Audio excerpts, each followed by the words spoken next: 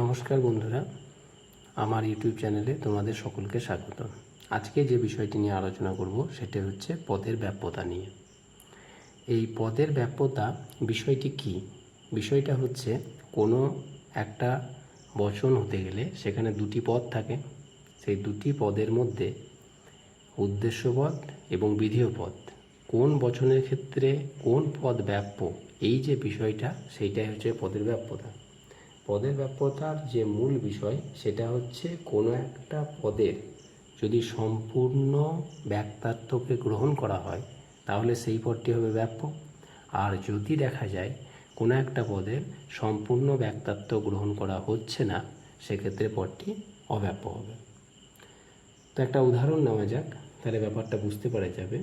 যেমন ধরো যে মানুষ মরণশীল, মানুষ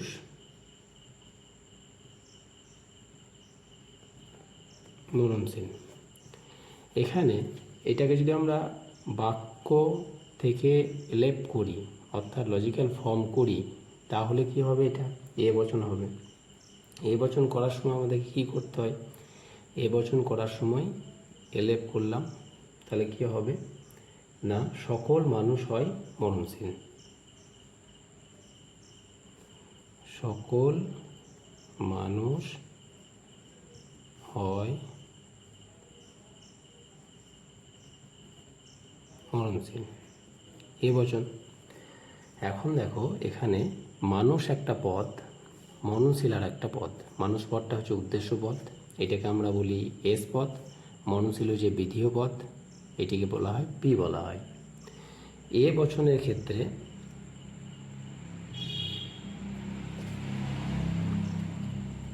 এ বচনের ক্ষেত্রে কোন পদ ব্যাপ্য এবং কোন পদ ব্যাপ্য নয় সেই বিষয়টি সম্পর্কে আমরা আলোচনা করব।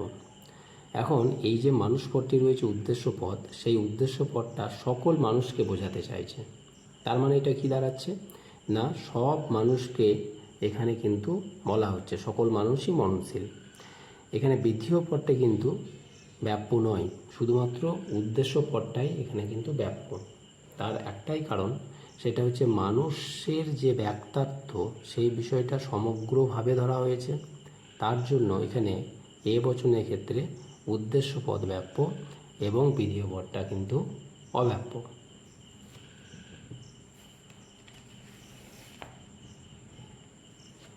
সেক্ষেত্রে তাহলে এ বচনের ক্ষেত্রে আমরা কি দেখছি? এ বচনের ক্ষেত্রে যদি আমরা ধরি উদ্দেশ্য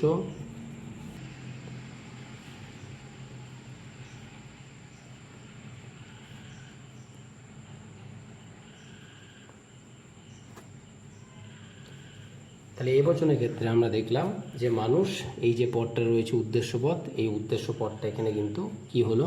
ব্যাপ্য হলো। উদ্দেশ্য পদটা তাহলে এখানে ব্যাপ্য হচ্ছে মানুষ পদটা।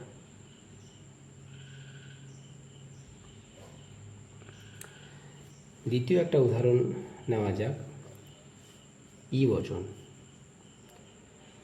তাহলে প্রথম পদটা এটা মানুষটা ব্যাপ্য, এটা হচ্ছে যে অব্যাপ্য। দ্বিতীয় যে উদাহরণটা আমরা নিচ্ছি এখানে,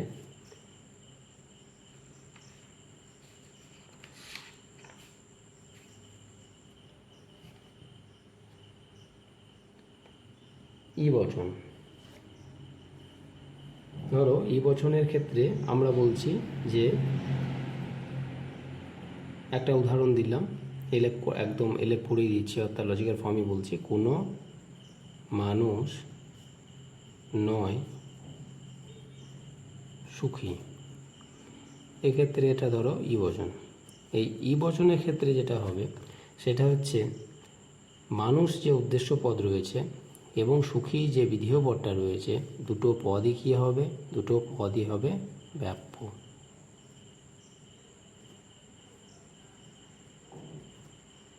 তাহলে উদ্দেশ্য এবং তার সঙ্গে সঙ্গে বিধেয় পদটাও কিন্তু ব্যাপ্য হবে এখানে। এরপরে আই বচনের একটা উদাহরণ দিই, যে কোনো কোনো ছাত্র হয় পরিশ্রমী, এটা আই বচন। আই বচনের এই যে ছাত্র উদ্দেশ্যপদ এবং বিধেয় পদ হচ্ছে যে পরিশ্রমী, দুটো পদই হচ্ছে অব্যাপ্য।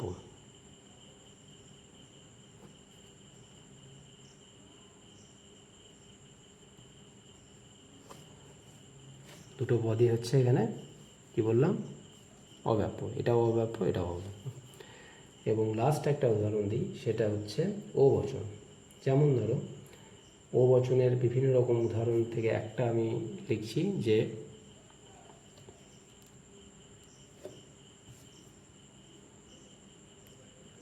মানুষ, কিছু মানুষ আছে সুখী হয় না। তাহলে সেক্ষেত্রে আমরা যদি ধরি যে কোনো কোনো মানুষ নয় সুখী, এটা ও বচন। ও বচনের ক্ষেত্রে আমরা কি জানি, যে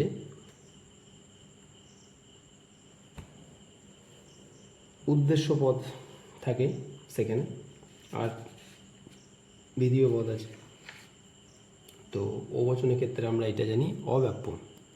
প্রথমটা হচ্ছে উদ্দেশ্য পদটা হচ্ছে অব্যাপ্য এবং বিধেয় পদটা হচ্ছে ব্যাপ্য। তাহলে এটার যেটা মূল বিষয় দাঁড়ালো কি, দেখো এ বচনের ক্ষেত্রে উদ্দেশ্য, এ বচনে হচ্ছে উদ্দেশ্য ব্যাপ্য, বিধেয় হচ্ছে অব্যাপ্য। ই বচনের ক্ষেত্রে দুটো পদই ব্যাপ্য, আই বচনের ক্ষেত্রে দুটো পদই অব্যাপ্য, এবং ও বচনের ক্ষেত্রে উদ্দেশ্য পদ অব্যাপ্য এবং বিধেয় পদ ব্যাপ্য। তাহলে প্রথমটা এ বচনটা হচ্ছে যে উদ্দেশ্য প্রথম ব্যাপ্য হলো, তারপর অব্যাপ্য, ইতে দুটো ব্যাপ্য এবং আই বচনে কোনো পদই ব্যাপ্য নয়। ও বচনের ক্ষেত্রে তোমার উদ্দেশ্য পদটা হচ্ছে অব্যাপ্য এবং বিধেয় পদটা হলো ব্যাপ্য। এর একটা সূত্র আছে, সেই সূত্রটা ছোট করে যদি আমরা লিখি তাহলে ব্যাপারটা বুঝতে পারবো। যেমন ধরো এখানে এ বচন, ই বচন, আই বচন এবং ও বচন। সেক্ষেত্রে কি দেখা যাচ্ছে, এ এস, ছোট্ট করে একটা এস লিখতে হবে, ই হচ্ছে বি, আই হচ্ছে এন এবং ও হচ্ছে যে পি। এস মানে হচ্ছে সাবজেক্ট, উদ্দেশ্য। তাহলে এ বচনের ক্ষেত্রে এটা হচ্ছে ছোট্ট একটা, এইভাবে যদি আমরা লিখে রাখি তাহলে সবসময়ের জন্য আমাদের বিষয়টা আরও সুন্দরভাবে মনে থাকবে। এ এস মানে হচ্ছে, এস পদ কাকে বলা হয়, উদ্দেশ্য পদকে বলা হয়, আর পি পদ কাকে বলা হয়, বিধেয় পদকে বলা হয়।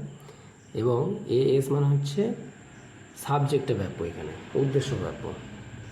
ইয়ের ক্ষেত্রে বোধ মানে হচ্ছে দুটি পদই ব্যাপ্য, আর আয়ের ক্ষেত্রে নান, কোনো পদ ব্যাপ্য নয়, এবং ওর ক্ষেত্রে প্রেডিকেট বা বিধেয় পদটা ব্যাপ্য। এই সূত্রটা যদি আমরা মনে রাখি তাহলেও কিন্তু আমাদের পদের ব্যাপ্যতা নিয়মটা বুঝতে পারবো। এখন আমরা এই সংক্রান্ত আর একটু বিস্তারিত আলোচনা করি। প্রথমে দেখা যাবে পদের ব্যাপ্যতা, একটা করে উদাহরণ দেওয়া আছে এখানে, যে সকল মানুষ হয় মরণশীল। এখানে দেখো যে ব্যাপ্যতা জিনিসটা তো বলা হলো যে কোনো একটা পদ, কোনো একটা পদের সমগ্র ব্যক্তিত্ব গ্রহণ করবে। তাহলে এখানে উদ্দেশ্য পদ, মননশীল যে পদটা রয়েছে বিধেয় পদটা, সেটা কিন্তু উদ্দেশ্য পদ সম্পর্কে সমগ্র ব্যক্তিত্ব গ্রহণ করছে এখানে। তাহলে মানুষ পদটা সমগ্র যে ব্যক্তিত্ব গ্রহণ করছে, এটাকেই বলা হচ্ছে মানুষ। ওই কারণেই মানুষ পদটা এখানে ব্যাপ্য হয়েছে। কিন্তু মরণশীল পদটা কিন্তু সমগ্র ব্যক্তিত্ব গ্রহণ করছে না। তো বিধেয় পদ দ্বারা উদ্দেশ্য পদের আমরা কি করছি, এখানে সমগ্র ব্যক্তিত্বটা বিষয়টা গ্রহণ করছি। এই বচনের ক্ষেত্রে দেখো মানুষ এবং সুখী দুটো পদই ব্যাপ্য, তার কারণ হচ্ছে যে এখানে সমগ্র ব্যক্তিত্ব গ্রহণ করেছে। আই বচনের ক্ষেত্রে কোনো পদই ব্যাপ্য হবে না, দুটো পদই কী হবে না, অব্যাপ্য হবে। ও বচনের ক্ষেত্রে মানুষ অর্থাৎ উদ্দেশ্য পদ যেটা রয়েছে সেটা হচ্ছে যে অব্যাপ্য, এবং সুখী পদটা বিধেয়, এই পদটা এখানে ব্যাপ্য হবে। এটা গেল তোমার পদের ব্যাপ্যতা। এই পদের ব্যাপ্যতার নিয়মটা এইটা ছোট্ট করে লেখা হলো। এ ফর এস মানে হচ্ছে সাবজেক্ট, এটা ই মানে বোথ, বিওটিএইচ বোথ, বোথ মানে হচ্ছে যে উভয় পদই ই বচনে ব্যাপ্য। আই মানে হচ্ছে আই বচনের ক্ষেত্রে নাম, কোনো পদই ব্যাপ্য নয়, আর ও বচনের ক্ষেত্রে প্রেডিকেট ব্যাপ্য হয়, বিধেয় পদটা ব্যাপ্য হয়। এটাকে একটু মনে রাখলে আমাদের পদের ব্যাপ্যতা হবে। এরপরে আমরা যে বিষয় নিয়ে আলোচনা করব সেটা হচ্ছে আবর্তন। আবর্তন চ্যাপ্টার নিয়ে আমরা আলোচনা করব। তো আজকে এই পর্যন্তই। আগামী দিন আবার আমরা ভিডিও নিয়ে আসছি। তোমরা আমার চ্যানেলটি সাবস্ক্রাইব করবে এবং ভিডিও ভালো লাগলে অবশ্যই লাইক করবে। ধন্যবাদ এতক্ষণ আমার ক্লাসে থাকার জন্য। ধন্যবাদ।